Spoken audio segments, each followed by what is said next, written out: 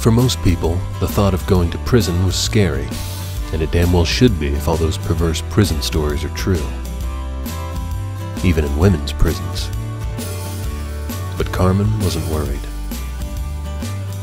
Okay, she was a tiny bit worried, but she knew being a Valles had some major fringe benefits. The Valles and the Buckeye police had a little understanding that went back a few decades.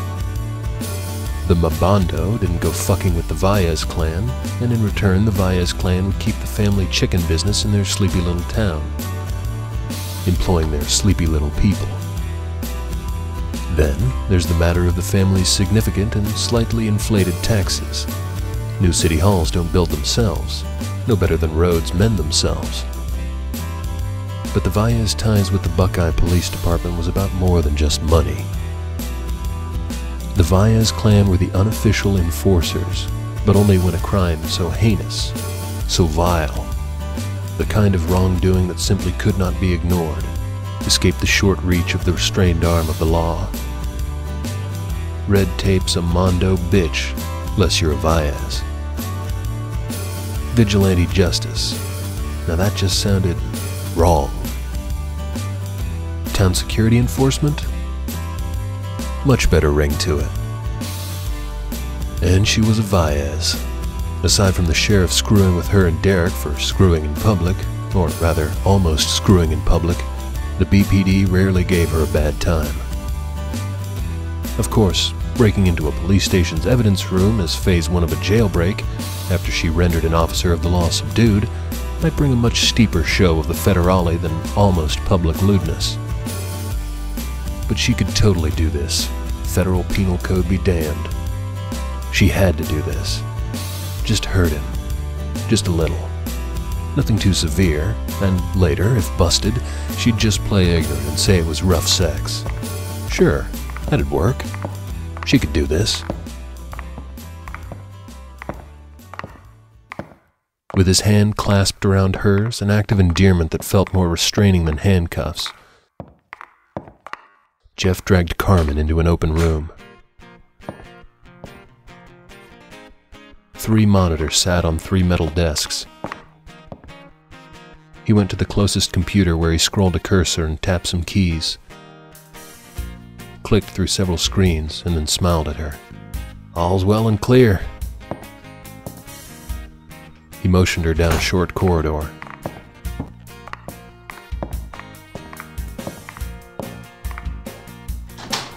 They came to another large room.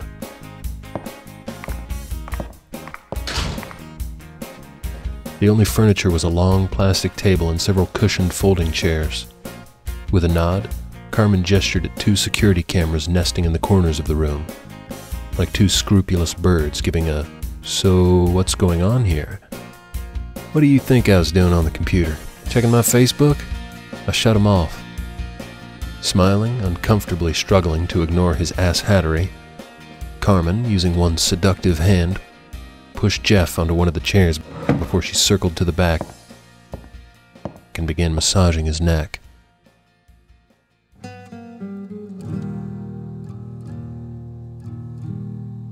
Jeff seemed to relax.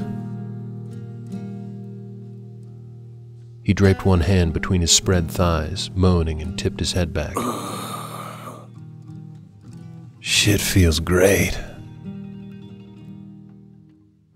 With 2 fingers, Carmen pressed into the base of his neck. Nothing. She pressed again, playing the veins in his thick neck like a frickin' piano. Jeff shifted his weight. Easy now. Maybe it was her position. She stepped to the front of the chair, her wedge-shaped heels echoing in the closed-up interrogation room. She faced him and slid her tight dress up her thighs and straddled his lap. The only barriers between their sexes were his black uniform and her lacy red panties. The desk is unmanned. Gotta make this one a quickie, babe. Jeff palmed both sides of her face, and something foul on his hands caused Carmen's nose to twitch. He slid his smelly hands up, gliding coarse fingers through her long black hair. Eagerly, his hips gyrated.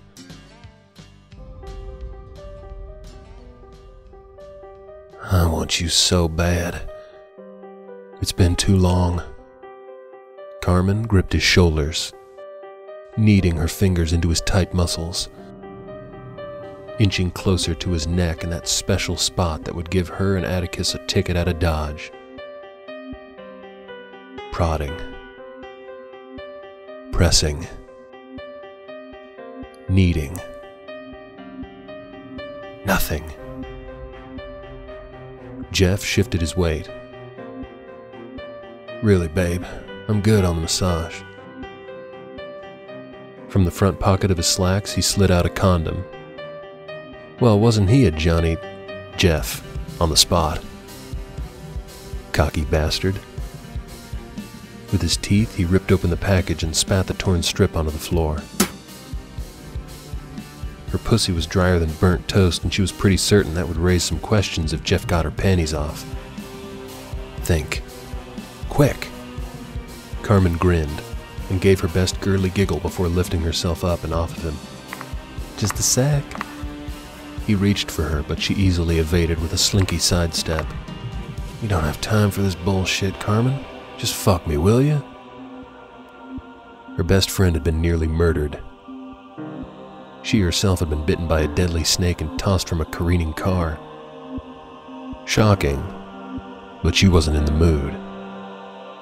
What a Class A moronic, imbecilic, lame-brained, nimrotic dumbass. It hadn't occurred to the inconsiderate ass to even feign concern about Amy. And he thought he was going to get a free shot at her? Carmen shook her head, wagging a finger dismissively. Ain't a vanilla sex kind of gal. You know better. Fine, fine. Whatever you want. Just get to it. Carmen glided a finger up his arm. She circled the back of the chair. Cover your eyes.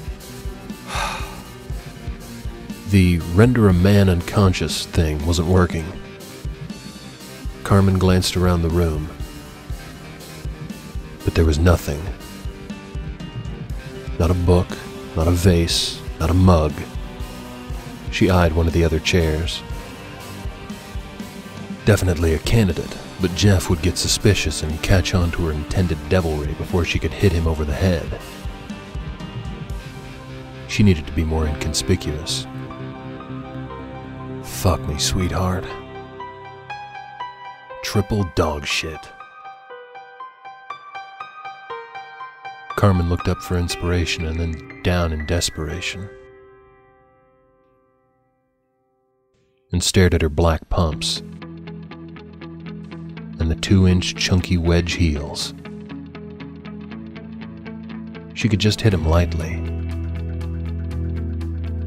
But what if it didn't knock him unconscious? What if it just pissed him off? What if a goddamn beanstalk grew out of the fucking floor?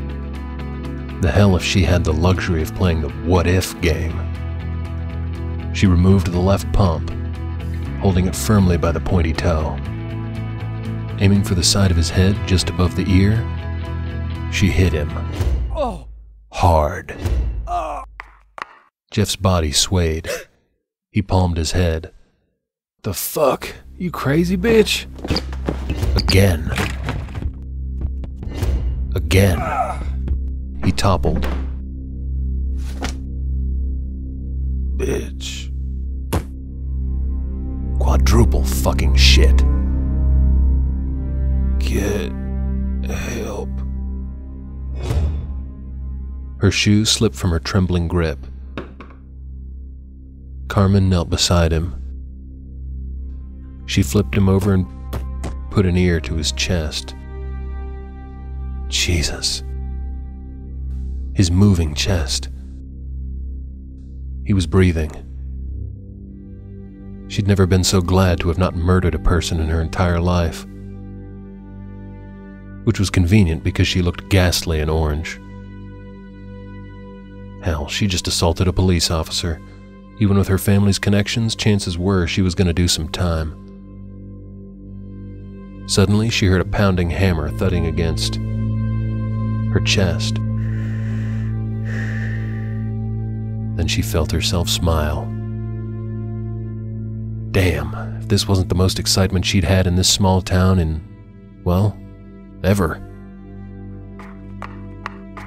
She tugged the Glock from his side holster and the cluster of skeleton keys from his hip. Carmen climbed to shaky feet and slipped off her other heel. Both pumps dangling from 2 fingers, feet bare but for the fishnets. Inching her head around the frame, she checked the hall. Nobody to the right. Nobody to the left. She bolted. But her thigh clipped the door frame. A piece of fishnet snagged on a splinter of wood. $14.99 pair of nylons down the shitter. Groaning, she not so carefully tore herself free, leaving a foot-long tear from her thigh to her calf. Carmen checked the hall again. All clear. She jogged down the corridor until she found one labeled Property Room.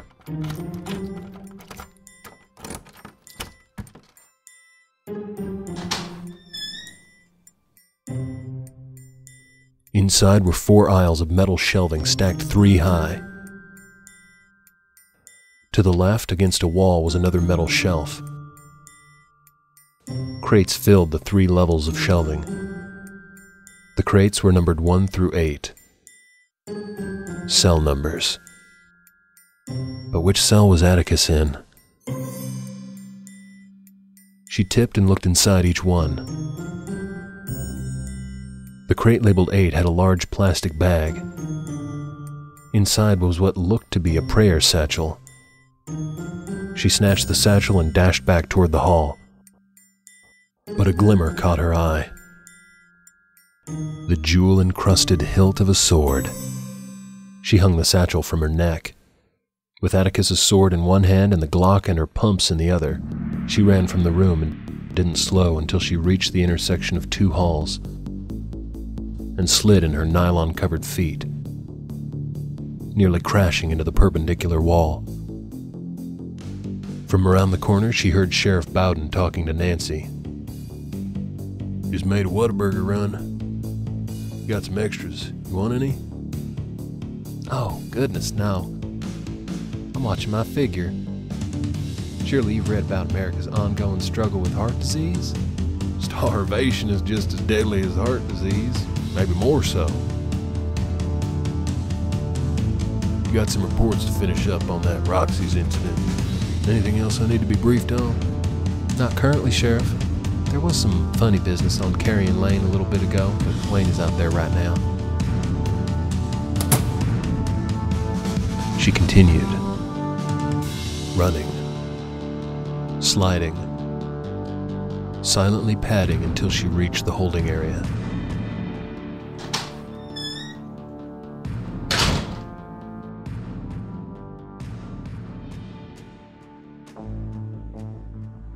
Did you incapacitate him? You could say that. She shook the metal at him tauntingly before thrusting the batch of keys into his palm. Which one? Atticus singled out one of the skeleton keys. Try this one. He reached through the bars, one key pinched between his forefinger and thumb. Her gaze moved from the bronze steel of the skeleton key and to Atticus's face. A hollowness in her stomach seized her breath. The gravity of what she was doing began strangling her. In slow increments. Oh, Mama, I'm in fear for my life from the long arm of the law. He shook the key. When she took it from him, his other arm reached through the bars. His free hand covered her shaky hand. The hand with the key in it. Miss Carmen? Yes? I won't let anything unfortunate happen to you. I will protect you. I don't need a savior. But she might need a lawyer. Everyone needs someone. Now that's just cheesy and just plain wrong. You're the one in the cage, and I'm the one with the keys to unlock that cage. So shut the fuck up and let me finish digging my own goddamn grave. Unlock the door, please. Right, yeah. I think I might have really hurt Jeff. Atticus slid his own jail cell open. He took his sword. Somehow I doubt that. Where is he? Why do you doubt that? You were a maiden and untrained in the matters of battle. Jeff is a warrior. The likelihood of you... Okay, you really need to shut up. Normally a man this arrogant and sexist would find her heel in his ass. But to her surprise, she found herself smiling and giving Atticus a playful punch. Atticus opened his prayer bag and grabbed a sliver of metal. Hold on to me. Excuse me? Atticus grabbed her hand. With his other hand, he slapped the metal piece against the rutted cement wall.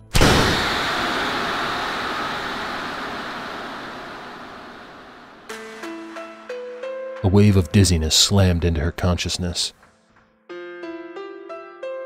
Carmen blinked.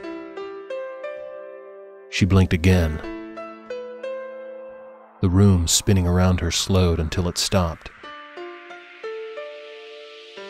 Still holding her hand, he strolled for the door leading into the station. Carmen pulled him back. We gotta find another way out. Trust me. No. He turned to her. A hand cupped her chin. Atticus smiled. Miss Carmen? Stop calling me that. She gritted her teeth and shoved his hand away. I'm nobody's miss. Madame, then? Better. Trust me, Madame Carmen. Her pussy tingled. Shit. Atticus led her back into the station.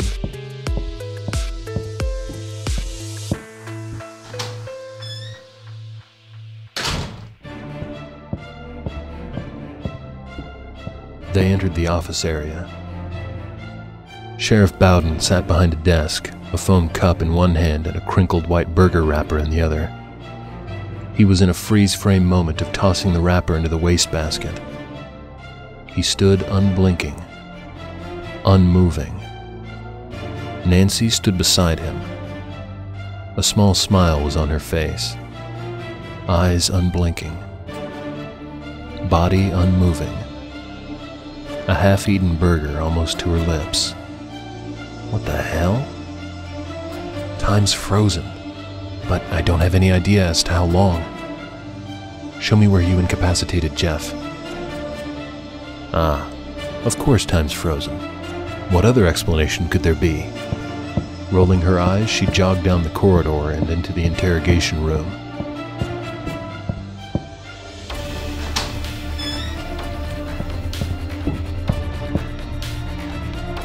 Jeff still lay unconscious on his back, head turned to the side.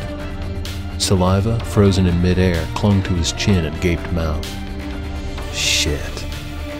Atticus knelt beside him. He palmed both sides of Jeff's face before gently thumbing Jeff's closed lids open. The warrior will be fine. He jumped to his feet and grabbed Carmen by the hand. Time to go.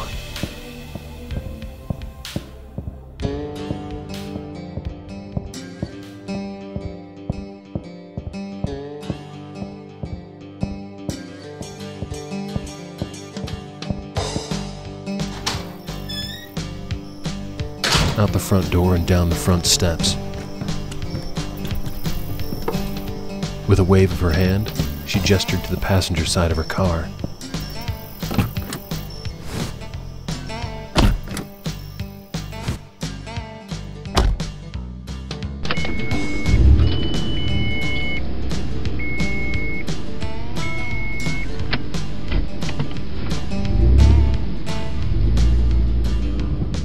She headed east on FM 2820.